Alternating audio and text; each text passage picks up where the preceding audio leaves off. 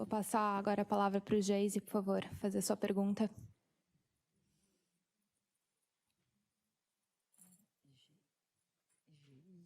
Olá, boa tarde a todos. Sou o professor Geise Antônio, venho do interior de Pernambuco. Sou professor há 12 anos e agradeço pela vez e voz. A gente fala muito de políticas públicas, mas poucas vezes vocês colocam um professor para dar ideias para que essas políticas realmente funcionem. Então, aqui em Harvard é incrível essa oportunidade. Para embasar minha pergunta, só queria falar que eu sou filho de um pai analfabeto, então fui o primeiro da família a ter o curso superior. Então, enquanto professor, eu sei como é transformador a educação na vida de alguém. Então, nunca duvidei disso, por isso que eu acho que é o professor que vai fazer a grande diferença nesse país. Quando o professor vai para a sala de aula e ele olha para aquele aluno e acredita que ele pode ser alguém diferente, como a professora fez, como diversos outros professores estão fazendo para esse país, a gente muda não só a realidade, mas eu acho que do mundo todo. Uma criança que ela é bem assistida, que ela tem uma educação de qualidade, independente dos recursos que a escola tem, esse professor acredita verdadeiramente no seu trabalho, isso impacta diretamente. E a minha pergunta vai para a professora Paula, justamente sobre a formação de professores.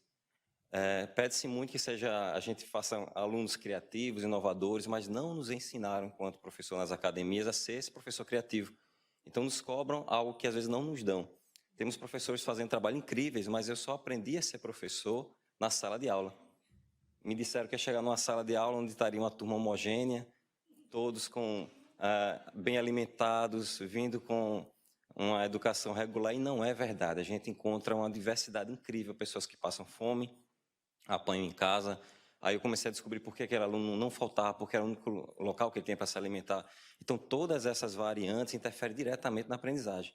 E aí, professor, eu queria saber, com a sua vasta experiência, como a gente reverter isso, como fazer, literalmente, uma formação inicial e continuada que funcione, que não nos deixem à margem da sorte, eu tendo que trabalhar com sucata, indo para a rua pedir ajuda para trabalhar com projeto, já que minha escola não tem praticamente recurso algum. Então, como reverter isso? Como preparar literalmente o professor para essa nova realidade? Um professor do século que estuda na escola, foi formado na escola com ideias do século XIX, com recursos do século XX para trabalhar com alunos do século XXI. Obrigado. Obrigada, Jaisé. Acho que a primeira volta, eu quero voltar a afirmar isso, porque eu acho que isso é super importante. Eu sei que várias das pessoas que estão aqui estudam políticas públicas, né, e estão fazendo o seu mestrado, seu doutorado na área de educação. Nenhum país mudou com aleatoriedade, porque tem um herói aqui, outro herói ali. Não existe. A gente precisa de política pública estruturada de longo prazo, coerente, etc., etc. Né?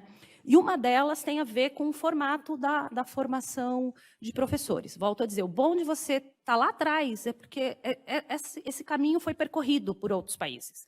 Né? Então, a gente pode aprender com eles. Então, toda a literatura internacional sobre formação de professores se assimila ao que a medicina fez lá atrás, quando ela definiu que a sua formação é centrada na prática. Hoje, você não pode ter uma faculdade de medicina que não tenha um hospital, ou próprio, ou uma associação com o hospital. Isso é no mundo inteiro. Não era assim, não nasceu assim. Eles entenderam que, se não for assim, eu não sou capaz de formar um profissional com a qualidade requerida para exercer essa profissão. Então, a mesma coisa a gente tem que entender para a educação. Não dá, quer dizer, eu tenho uma amiga minha que fala que o problema da educação é porque ele não deixa cadáveres físicos claros, como deixa a medicina. Né? Mas ele deixa sequelas, e nós sabemos disso. Então, a gente tem que conseguir perceber que, sem essa formação, eu não vou ter um profissional capaz de entregar esse modelo de aula. Então, o que é uma formação centrada na prática? É você aprender sobre o fazer fazendo, certo? Mas não é um fazendo tentativa e erro. Não, é um fazendo baseado no conhecimento acumulado. Conhecimento que também é prático, certo? Por que o tutor do médico é um médico? Porque existe um conhecimento da medicina que é um conhecimento prático, acumulado pelos profissionais daquela área. Então, esse conhecimento prático, que você acumulou sozinho, de alguma maneira, ou com seus pares na sua escola, ele deveria ser parte da nossa profissão. E, portanto, aquele que vem depois de você não precisa ficar 12 anos batendo cabeça.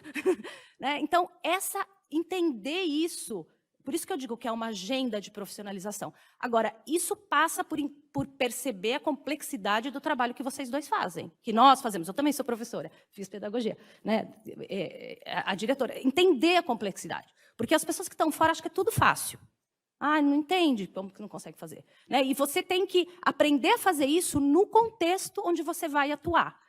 Né? Então, aprender na prática. Então, não adianta eu trazer você aqui, você vai lá fazer um estágio na Cambridge Public School e depois eu te levo lá para Pernambuco. Não, você tem que aprender no seu contexto. Por quê? Para que quando você seja inserido na sua profissão, você já faz parte daquela comunidade de prática, que é a comunidade dos professores. Então, isso significa uma mudança radical em como está organizada a formação de professor no Brasil. Não existe online. Você acha que aprende isso online? Não. Gente, não dá. A gente tem que... Não dá. Ah, mas é grande, ah, mas é caro. Eu sei, mas não dá. Eu não estou falando que é fácil. Eu só estou dizendo que nenhum país fez. Tudo bem, a gente pode inventar essa jabuticaba, mas até agora não está dando certo. Né? Então, à noite, não dá. Porque como que uma pessoa que faz faculdade à noite vai ser inserida na prática, se a aula é, no geral, de dia? Certo? Então, primeiro, essa mudança radical. E a segunda é, uma vez que eu centro a formação na prática, realmente, eu obrigo todo mundo que forma professor a pensar na prática e não na teoria. Então, eu preciso ter gente como você em faculdade de educação, como a Débora, como esqueci o nome, né? Como ela, e não só o cara que nunca entrou, mas que é filósofo. Não, eu preciso... Essas pessoas são os formadores de professor, inicial e continuado. Então, é uma mudança. Eu comparo muito com a medicina, porque é um movimento similar que a gente tem que fazer. A gente tem nas faculdades de medicina, claro, pessoas que não são médicos, mas a grande maioria são médicos que ensinam médicos. Então, a gente tem que...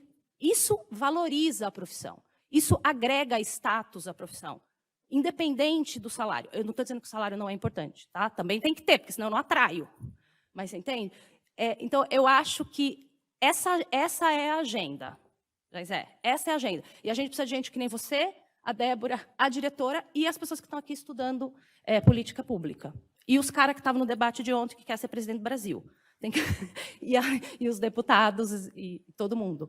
Agora, é isso. Vai dar trabalho e vai custar caro. E aí a gente discute o dinheiro.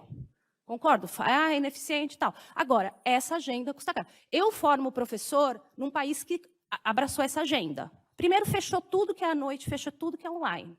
É caro. Eles apostaram, vamos ver.